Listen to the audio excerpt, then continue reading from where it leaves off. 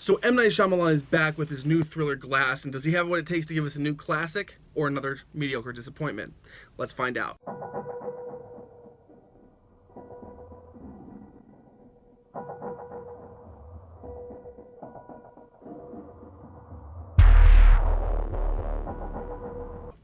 Glass is written and directed by M. Night Shyamalan. It stars James McAvoy, Bruce Willis, Samuel L. Jackson, Sarah Paulson, Anya Taylor-Joy, and Spencer Treat Clark. What's going on, everybody? Welcome to my channel. I'm here to give you my 2-cent review on the new thriller by M. Night Shyamalan, Glass. Now, this is a 19 years in the making sequel to Unbreakable and a 2-year wait for Split. So this is a trilogy that I didn't think we were going to get this soon, because we didn't know Split was a sequel until the very final frame of that movie, and then our minds were completely blown. One of the best twists I've seen in a movie in a long time, probably since The Sixth Sense. I will start off by saying this. This is going to be a very divisive movie. My opinions are my own. What you guys think of Glass is your own opinion. No judgment whatsoever. Don't judge me, won't judge you. So, with that being said, this is a movie with an ending that, like I said, is going to be very divisive. And for me, personally, as a very true fan of Unbreakable and a fan of Split, this was a perfect ending. Now, it was a changed ending. The original ending we got, don't know what it was. Don't know what we were in for with the original intended ending of this movie. But what we did get on screen, for me, was perfect. It was a very fitting ending to a trilogy, and I really appreciate the boldness he took in what he did with that ending. And it was very, not only emotional, but it was intense, and it was a lot of, it brought out what I wanted in a Shyamalan film for a long time, and I got it in this movie. So that is my personal opinion on that. I will leave it alone. I will not spoil the ending for you. So with that being said, let's move on forward from there. Now, the performances in this movie. James McAvoy can do no wrong. In my personal opinion, this guy has got such range as an actor. And I was never a fan of his until I saw X-Men First Class. And then beyond that, I am a huge fan of his now.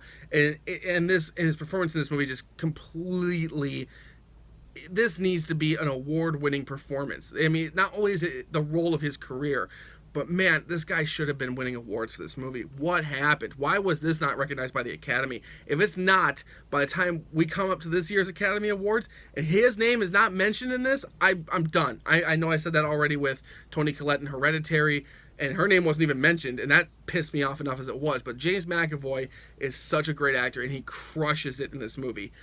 So pleased with what he gave us in this movie, and he went way above what anybody was expecting. And so, kudos to you, man. Bruce Willis. Wow. I actually felt for his character. That is the first time in a long time, and I think anybody might actually agree that this is by far Bruce Willis's best performance in a very long time. It reconfirms the fact that I'm a fan of his, that once he gets with Shyamalan, he actually puts the effort forward. He doesn't feel restrained or pulled back like he's just cashing it in. He shows that he cares about these characters and that he loves this director and he trusts this director. That's why I feel like if Bruce Willis from this point on just did M. Night Shyamalan films, his acting would be right up there. He would go right back to the top as far as a great actor. I just feel like he hasn't had a great choice of scripts to go through, and I don't think that he's had a lot of success lately, and I think a lot of that started when he did Cop Out with Kevin Smith. And we all know how that movie turned out. Garbage. But nonetheless, Samuel L. Jackson. Now, this movie is very weird in that with Samuel L. Jackson, his character doesn't technically have any dialogue or any momentum until about an hour, maybe an hour and 10 minutes into the movie, which was weird because obviously if you look back on Unbreakable was completely David Dunn's story. Split was completely Kevin Wendell Crumb's story. So you feel like if the title's called Glass, the movie is going to focus solely on Sam Jackson's character, and it doesn't. It focuses more on being a sequel to Split and more of a well, I guess you could say a story arc for David Dunn's character, but Glass is kind of shoved off to the side. Now, I know people will disagree and say, well, I felt like Bruce Willis's character was more shoved to the side, even though he's the hero of the story. No, I felt like his presence in the movie was where it needed to be. I don't feel like this character, I mean, his character didn't have all the dialogue in the movie. It was mostly James McAvoy who stole the movie, essentially.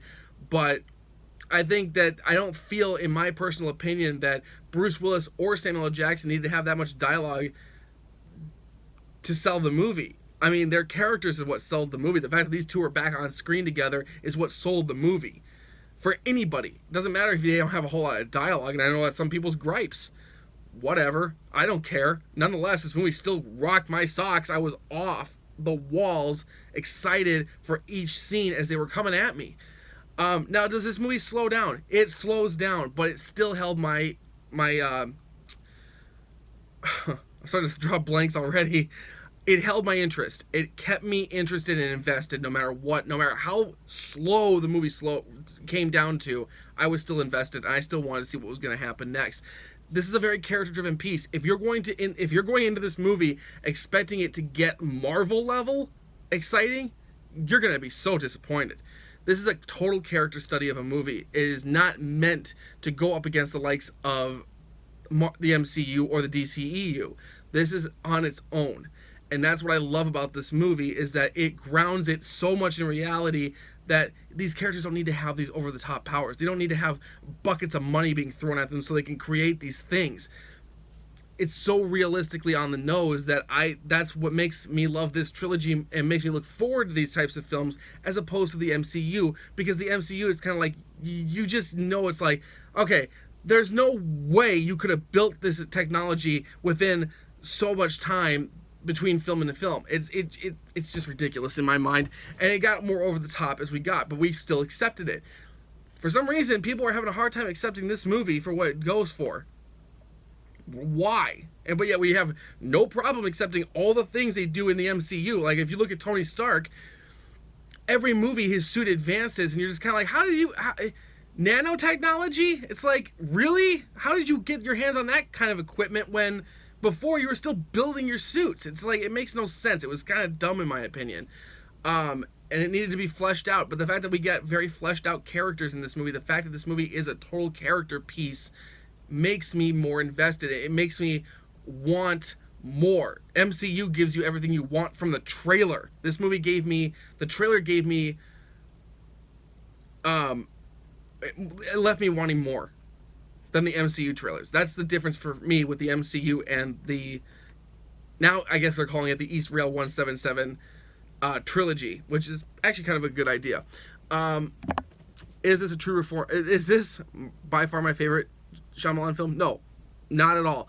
I still think Unbreakable is by far his best film. This is a very close second, and to me, this one did come above. I'm sorry, not fall. It came above Split. Where I loved Split, this movie is by far better than Split in my personal opinion, and it also heightened the fact too that I wasn't seeing this movie alone. I saw this movie with my brother and my mom. And it just made the experience much better, because my brother hasn't even seen Split yet. So he's going into Split with very enthusiastic eyes after seeing this movie. My mom was just singing this movie's praises left and right, which was great. It was great to know that this movie didn't disappoint my family, at least. You know, that was great to know. That I went into this movie knowing that they weren't going to shred it for a specific set of reasons. So with that all being said, people, I loved Glass. I think this is a great follow-up to Unbreakable. I think it ended perfectly. I feel like this is where it just needs to stop from here. We don't need any more. No matter what the studio tries to do, leave it at this trilogy. That's it. I don't want more. I want Shyamalan to now move on to new projects. I don't want to see him try to follow up this with something else that's going to end up disappointing people for sure. So with that being said, Glass is a masterpiece. This movie is definitely a fantastic made movie. It's very, very well handled. And it does show, you see the care that all the actors put into this movie, and the director, and the crew. The fact that, to me, Jason Blum, as a producer, man, he is choosing some great projects. I just reviewed Halloween, and I loved Halloween 2018. This movie is going to be by far their best movie is going to be Blumhouse's best movie of 2019 by far. So with that being said, let me know in the comment section down below, what did you guys think of Glass? Did you love it? Did you hate it? Was the first half better than the last half? Let's have a healthy discussion about it. Let's talk about Glass, because I feel like this is one of those movies that I think people aren't going to fully understand, but they need to know. Well, okay, I'll just say this, and I'll leave it at this. See it twice. Definitely demands a 2-time view to get all the gist of everything that's going on, because this movie throws it in your face. So let me know down below. Why don't you hit that subscribe button while you're at it. Until next time, thank you guys so much for watching, and check out my Unbreakable and Split reviews as they are now up on YouTube. See you later.